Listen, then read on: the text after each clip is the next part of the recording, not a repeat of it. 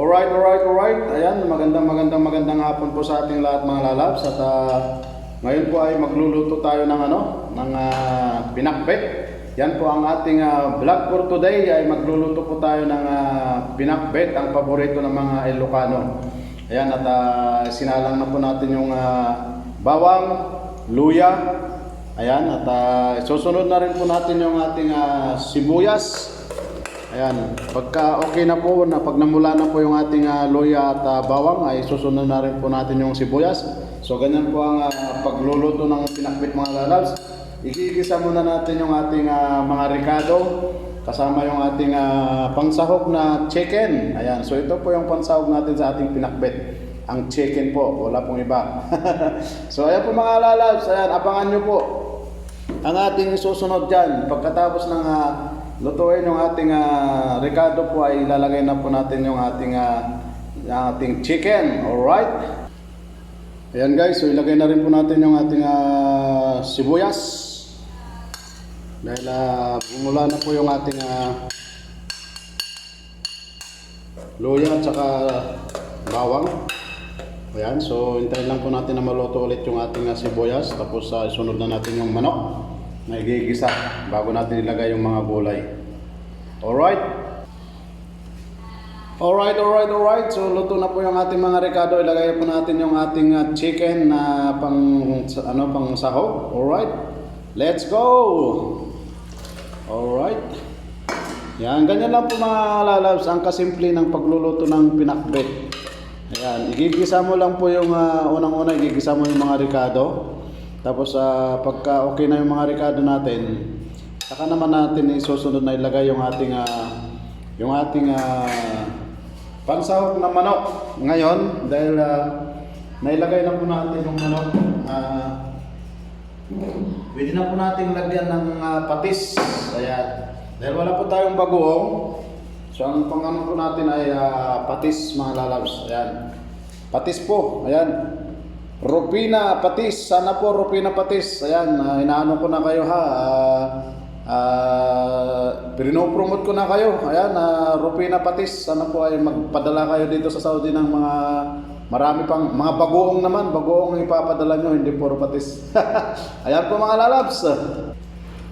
Ibuhos na po natin yung patis mga lalabs. So para maglasa siya. Ayan, habang kumukulo siya mga lalabs ay yung ating patis ay maglalasa na siya sa sahog natin ng manok. Ayan. Pakukuluin lang po natin siya hanggang sa maluto yung manok. Tapos ilagay na po natin yung ating gulay. Ayan. Ilagay na po natin yung ating gulay. So hayaan lang po natin siya na nakaganyan mga lalabs. Ayan, at meron po tayong mga sili dito. Ayan, pansahog na mga sili para masarap siya mga lalabs. Alright? Ayan po mga lalabs. Okay, so hantayin lang po natin siya na maluto yung ating chicken bago natin lagay yung mga gulay. Alright? Ayan po guys, so dahil naluto na po yung ating pansahog na manok, ay ilalagay na po natin yung ating gulay mga lalabs. So tignan nyo po mga lalabs kung ano. Ang dami nito mga lalabs, ang dami oh. Baka hindi kasya. Pero subukan natin na ilalagay lahat. Yan mga lalabs. Ilalagay na po natin yung ating gulay. Ayan. So halos unahin natin yung malunggay. Ayan. Yung malunggay na ilagay. Dahil mas mahirap kung lutuin. Ayan mga lalabs. Ayan. Binabad natin sa tubig mga lalabs kasi mahirap na. Kailangan nakababad sa tubig para siguradong mawala yung mikrobyo. Matanggal yung mga mikrobyo mga lalabs. Ayan. So inuuna natin ilagay yung malunggay mga lalabs kasi mas matigas to. Mas mahirap siyang maluto kumbaga. Ayan. Alright. Baka hindi tayo magkasya. Yeah, so merong yan, may mga lalabs, may mga talong, may sitaw, at may ampalaya. Ayan. May okra. Yan po mga lalabs. May okra po, may ampalaya, may sitaw. Baka hindi kasya mga lalabs. Hindi nga kasya. Aboy. Hindi magkakasya mga lalabs, oh. Paano na to? Meron pa tayong natira.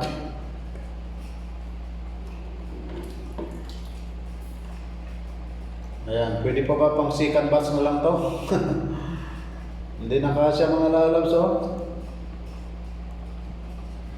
Sisikan batch na lang siguro ito mga lalabs. Ayan. Ang dami pa, oh. Grabe.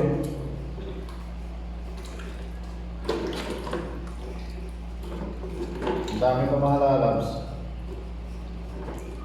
Ayan, so second batch na lang natin yung iba. Hindi talaga kasya.